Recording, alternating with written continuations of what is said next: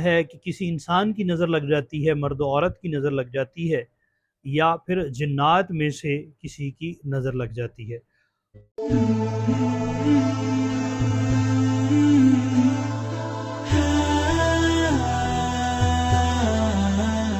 اعوذ باللہ من الشیطان الرجیم، بسم اللہ الرحمن الرحیم۔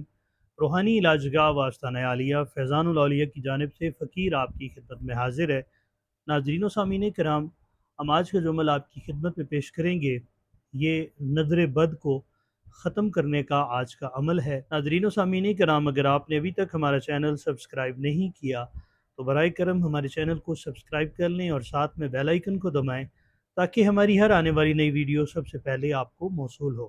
ناظرین و سامعین کرام، نظر بد اکثر چھوٹے بچوں کو نظر بد لگتی ہے اور اتنی شدید لگتی ہے کہ جس کی وجہ سے چڑچڑاپن ان کے اندر داخل ہو جاتا ہے، کھانے پینے کے معاملات جو ہیں وہ خراب ہو جاتے ہیں، دودھ نہیں ان سے پیا جاتا یا کھانے والی باقی جو چیزیں ہیں وہ نہیں کھائی جاتی۔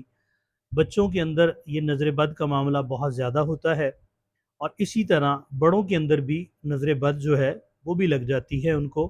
نظر بد کیوں لگتی ہے؟ نظر بد جو ہے وہ ہمیشہ کسی حاسد کی وجہ سے لگتی ہے، کسی انسان کی نظر لگ جاتی ہے، مرد و عورت کی نظر لگ جاتی ہے، یا پھر جنات میں سے کسی کی نظر لگ جاتی ہے۔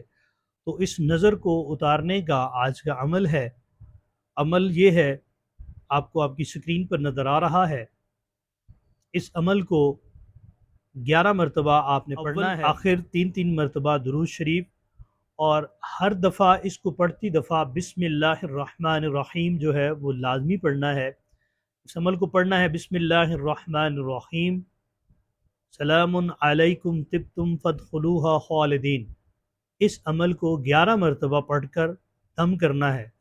اسی عمل کو صرف 11 مرتبہ پڑھ کر دم کریں گے تو انشاءاللہ تعالی نظر بد کسی بھی قسم کی ہوگی تو وہ نظر بد ختم ہو جائے گی۔